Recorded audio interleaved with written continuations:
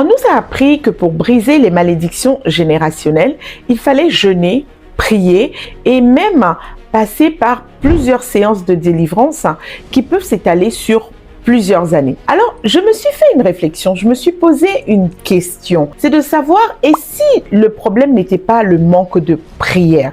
Parce que oui, on sait combien ceux qui sont chrétiens, ou même ceux qui ne le sont pas, mais qui, par exemple, vont se référer à leurs ancêtres, vont comme ça être constants dans la prière. Mais malheureusement, les choses ne semblent pas changer ou très très peu et avancent vraiment lentement. D'accord? Et je me suis demandé, et si le problème n'était pas le manque de prière, effectivement, mais plutôt un manque de rupture? Oui, parce que on ne peut pas sortir d'un système si on continue d'y collaborer. Alors, bienvenue dans mon royaume de transformation. Ici, la vérité n'est pas une arme, mais une clé. Et chaque clé t'ouvre une porte où chaque pas te ramène vers ton trône intérieur. Je suis la Queen Sissi, bienvenue sur ma chaîne YouTube.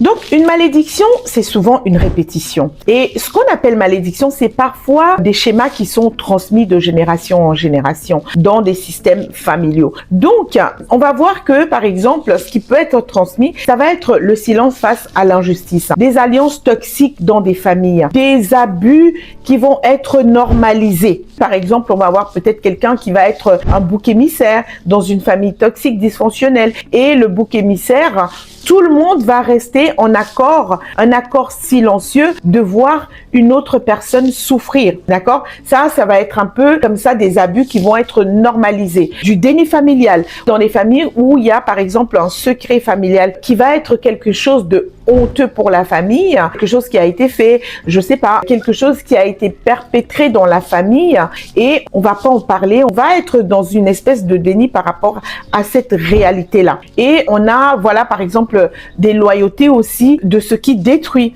des loyautés où même si quelqu'un fait du mal, on reste loyal envers cette personne-là parce que peut-être cette personne, elle est dans notre lignée, une personne qui est économiquement forte. Par exemple, on va garder une loyauté envers cette personne parce qu'elle a une posture qui va nous servir. Ok?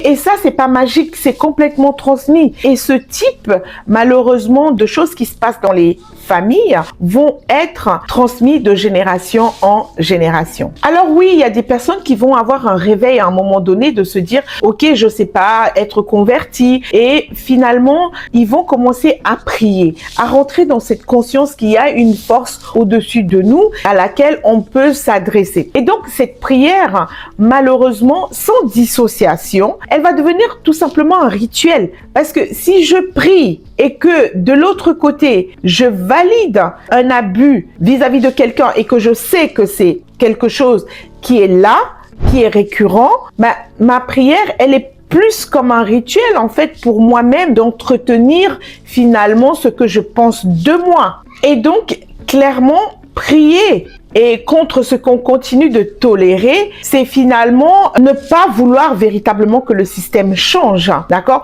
On ne peut pas chasser un cycle qu'on continue d'alimenter, c'est pas possible. Il faut rester cohérent et il faut rester dans une conscience en fait. On ne peut pas chasser un cycle qu'on continue d'alimenter. Et malheureusement, certaines personnes vont penser que se dissocier, ça signifie haïr. Mais pas du tout. Ça signifie tout simplement retirer son énergie de ce qui reproduit le mal. Parce qu'on ne peut pas maintenir son énergie à un endroit où on sait que cette énergie-là va servir à alimenter quelque chose qui finalement est contre nos valeurs. Se dissocier, c'est surtout poser des limites. C'est sortir d'une alliance destructrice et refuser les mensonges d'un clan. Si on dit non aux mensonges d'un clan, on rentre dans une dissociation véritable. On va rompre ses loyautés injustes et le prix à payer, c'est sûr, il y a toujours un prix à payer. Si une personne ne rompt pas, finalement, le schéma va se reproduire. Et le schéma va se reproduire, le schéma va être comme ça hérité de mère en fille, de père en fils. Dans les couples, on va se retrouver avec les mêmes schémas. La grand-mère a vécu telle chose, la mère a vécu la même chose et la fille vivra la même chose et la petite fille plus loin vivra exactement la même chose. Peu importe l'environnement dans lequel ils vont se trouver, on va se retrouver avec des schémas qui vont être semblables parce qu'il y aura eu un héritage qui aura été donné. Et ce qu'on ne guérit pas, finalement, nos enfants, ils risquent fortement de le porter. Et bien sûr, il faudra quelqu'un pour briser cette chaîne. Et souvent, la personne qui va briser cette chaîne, c'est souvent le membre de la famille qui va être rejeté. En tout cas, celui qui dira non. Parce que du moment où on dira non, on sera mis à part, on sera mis de côté, on sera isolé. Et c'est ce non-là qui va emmener justement à la transformation de pouvoir briser cette chaîne.